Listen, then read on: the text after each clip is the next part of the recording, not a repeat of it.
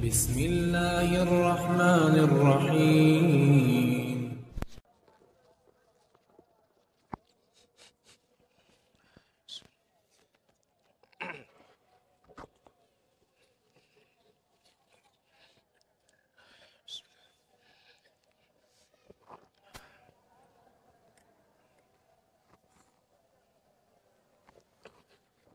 السلام عليكم ورحمة الله وبركاته. إن الحمد لله نحمده ونستعينه ونستغفره ونعوذ بالله من شرور أنفسنا وسيئات أعمالنا. من يهده الله فلا مضل له ومن يضلل فلا هادي له.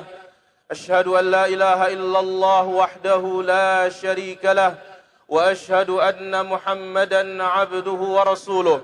يا أيها الذين آمنوا اتقوا الله حق تقاته ولا تموتن إلا وأنتم مسلمون.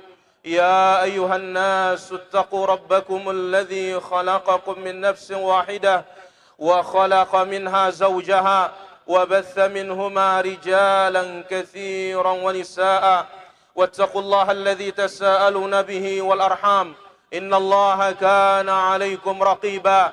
يا أيها الذين آمنوا اتقوا الله وقولوا قولا سديدا يصلح لكم أعمالكم ويغفر لكم ذنوبكم ومن يطع الله ورسوله فقد فاز فوزا عظيما. أما بعد فإن أحسن الكلام كلام الله وخير الهدي هدي محمد صلى الله عليه وسلم وشر الأمور محدثاتها وكل محدثة بدعة وكل بدعة ضلالة وكل ضلالة في النار. أيها المسلمون jamaah salat Idul Adha yang dirahmati Allah Subhanahu wa taala. Para anbiya alaihimus salatu wassalam adalah manusia terbaik yang berjalan di muka bumi ini. Maka mereka adalah utusan Allah tabaraka wa taala. Mereka adalah sebagai contoh dan suri toladan kita yang terbaik. Maka Allah Subhanahu wa taala menyebutkan tentang Nabi Allah Ibrahim alaihi salatu wassalam, "Qad kanat lakum uswatun hasanatun fi Ibrahim." Sungguh bagi kalian semua ada contoh dan suri toladan terbaik pada diri Ibrahim alaihi salatu wassalam. Kemudian juga Allah Subhanahu wa taala sebutkan tentang Nabi kita sallallahu alaihi wasallam di dalam suratul Ahzab, laqad kana lakum fi Rasulillahi uswatun hasanah. Pada diri Nabi sallallahu alaihi wasallam bagi kalian suri toladan dan contoh yang terbaik. Maka para hadirin rahmati Allah Subhanahu wa taala, kepada Nabi sallallahu alaihi wasallam amalan kita dicocokkan. Apabila sesuai dengan amalan Nabi, maka amalan kita diterima oleh Allah Subhanahu wa taala. Apabila sesuai dengan cara beragama Nabi, maka cara beragama kita diterima oleh Allah Subhanahu wa taala. Apabila akhlak kita sesuai dengan akhlak Nabi, maka akhlak kita akan diterima oleh Allah tabaraka wa taala. Ayyuhal muslimun, jamaah salat Idul Adha yang dirahmati Allah Subhanahu wa taala. Di antara suri toladan dan contoh kita yang terbaik, apa yang Allah Subhanahu wa taala sebutkan tentang Nabi Ibrahim alaihi salatu wassalam dengan putranya Ismail alaihi salatu wassalam, Abul Anbiya, bagaimana mereka berjalan di muka bumi, yang mana perjalanan kehidupannya penuh dengan pelajaran, penuh dengan ibrah bagi kita orang-orang yang mau mengambil pelajaran darinya. Maka di antara pelajaran yang berkaitan dengan Idul Adha, bagaimana Allah Subhanahu wa taala menggambarkan kehidupan Ibrahim dengan putranya Ismail yang sudah menikah sekian lama. Ibrahim alaihissalatu wassalam menikah sudah umurnya sampai 86 tahun, tetapi ternyata belum juga dikaruniai buah hati, belum juga diberikan oleh Allah Subhanahu wa taala anak.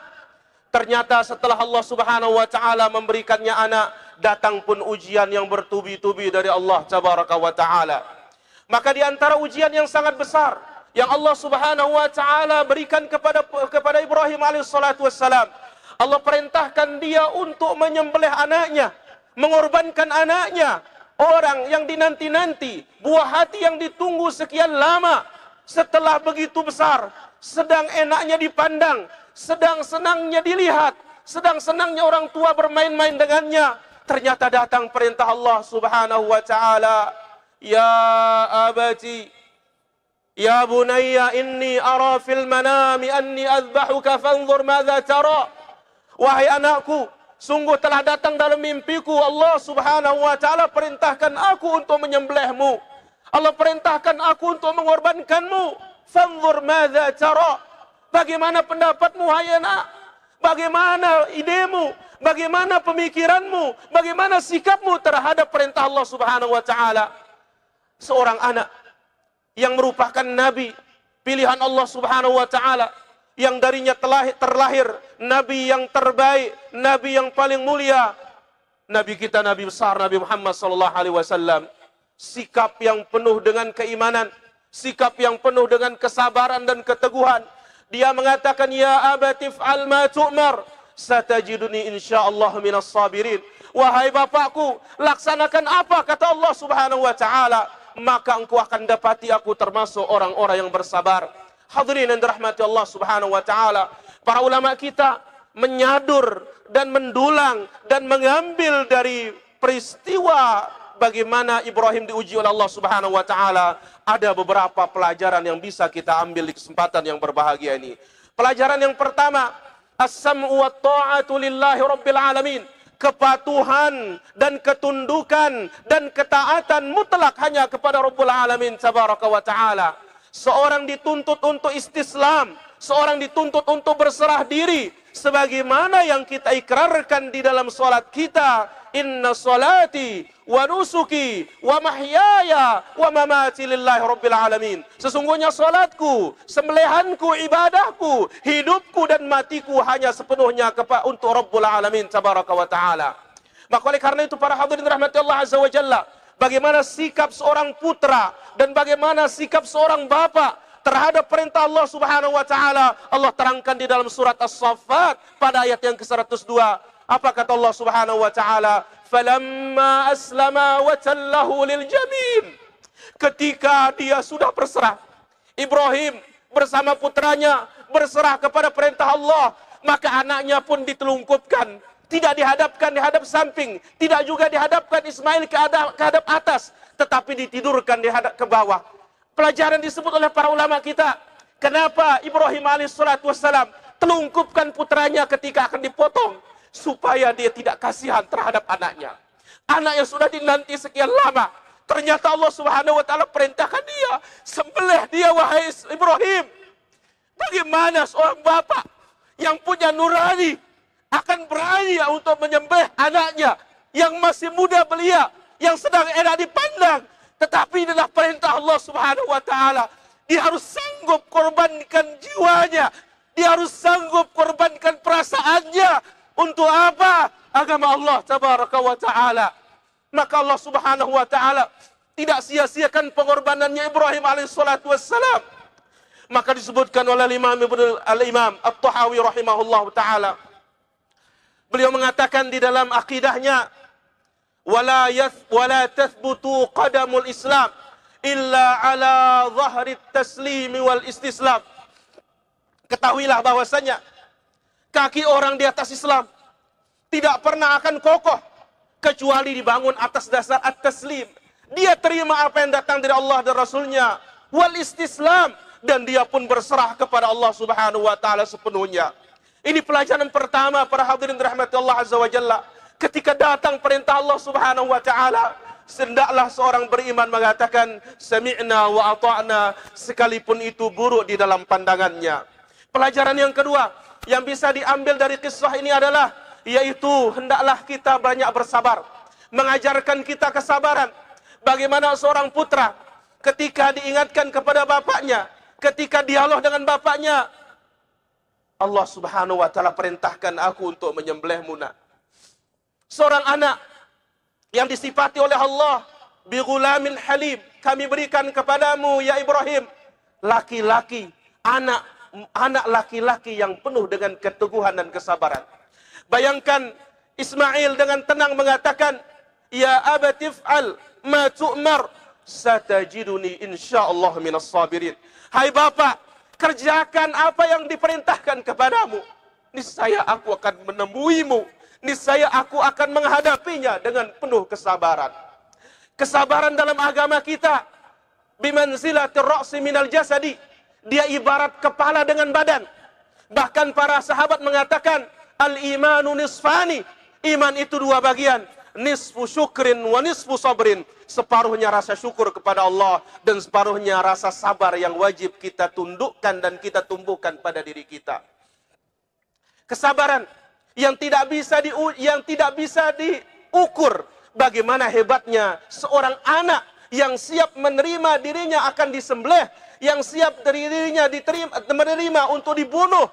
Bayangkan, akal sehat akan mengatakan tidak mau kita untuk dibunuh, tidak mau kita untuk mati dengan begitu saja. Tetapi adalah perintah Allah Subhanahu wa taala, dan Allah Subhanahu wa taala tidak pernah salah dalam seluruh perintahnya dan dalam seluruh larangannya. Hadirin rahmati Allah Azza wa Jalla, pelajaran yang ketiga, pelajaran ujian dan cobaan. Ujian dan cobaan tidak pernah akan luput di dunia ini dari seorang mukmin.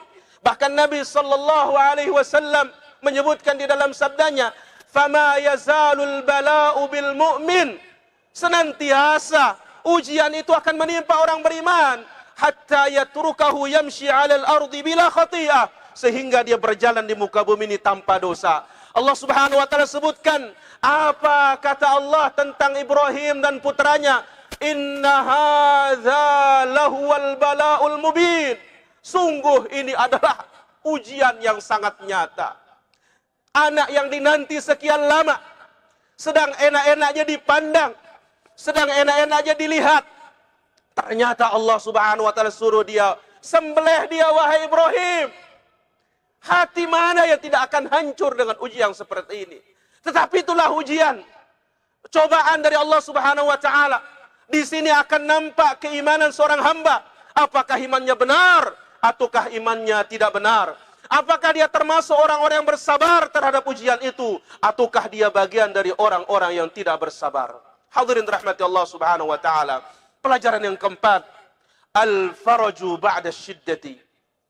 Kelapangan setelah datangnya kesempitan. Allah Subhanahu wa taala lapangkan setelah Allah Subhanahu wa taala berikan ujian kepada Ibrahim bersama putranya Ismail. Maka Allah Subhanahu wa taala menyebutkan wa fadainahu bidzibhin azim. Ketika putranya sudah ditidurkan, di sana Allah Subhanahu wa taala memanggil an qad saddaqtar ru'ya. Wahai Ibrahim, kamu sudah laksanakan mimpimu tersebut. Maka Allah Subhanahu wa taala sebutkan wa fadainahu bidzibhin azim, dan kami gantikan dia dengan sembelihan yang besar. Bayangkan para hadirin dirahmati Allah Subhanahu wa taala, pada bapak kita Ibrahim, dia merupakan ujian yang sangat sulit, ujian yang sangat besar. Tetapi bagi kita dia adalah kenikmatan yang mana setiap tahun kita dianjurkan untuk memakan hewan-hewan kurban kita. Bagaimana tidak bisa dibayangkan kalau sunnah itu berlanjut, yang mana setiap orang akan memotong anaknya setiap tahun. Apa yang akan terjadi para hadirin dirahmati Allah Subhanahu wa taala? Tetapi itulah suatu ujian. Allah tidak menguji kecuali dengan yang memberatkan hati seorang hamba. Tetapi Allah menguji hambanya bukan untuk membinasakannya. Allah Azza wa Jalla ingin melihat keteguhannya dan ingin menaikkan derajatnya. Rasulullah sallallahu alaihi wasallam bersabda, "Idza habballahu 'abdan ibtalah." Apabila Allah Azza wa Jalla mencintai hambanya, maka Allah Subhanahu wa taala mengujinya. Pelajaran terakhir, jangan pernah takut untuk melawan musuh kita. Terutama siapa? Iblisul Akbar, setan. Yang mana dialah yang salah satu menghalangi Nabi Ibrahim ketika akan menyembelih putranya. Maka dilemparlah dia dengan 7 batu di Jumratul Aqabah. Begitu dilempar, dia pun setan tenggelam. Kemudian muncul lagi dia di Jumratul Wusta, tempat melontar yang tengah. Dia digoda lagi untuk tidak melaksanakan perintah Allah Subhanahu wa taala.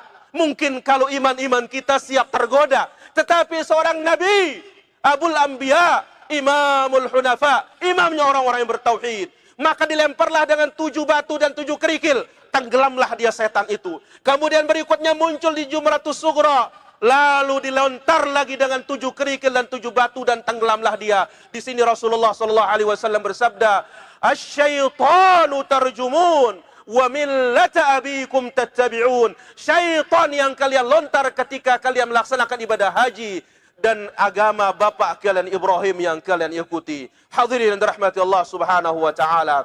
Itulah dia beberapa pelajaran berharga bagi kita semua. Mudah-mudahan Allah Subhanahu wa taala memberikan kita taufik untuk bisa menjadi orang yang beriman, dan Allah Subhanahu wa taala teguhkan kita di atas tauhid dan iman sampai Allah Subhanahu wa taala menjemput kita dan kita bertemu dengannya dalam keadaan kita al-istislamu lillahi taala, berserah diri kepada Allah tabaraka wa taala.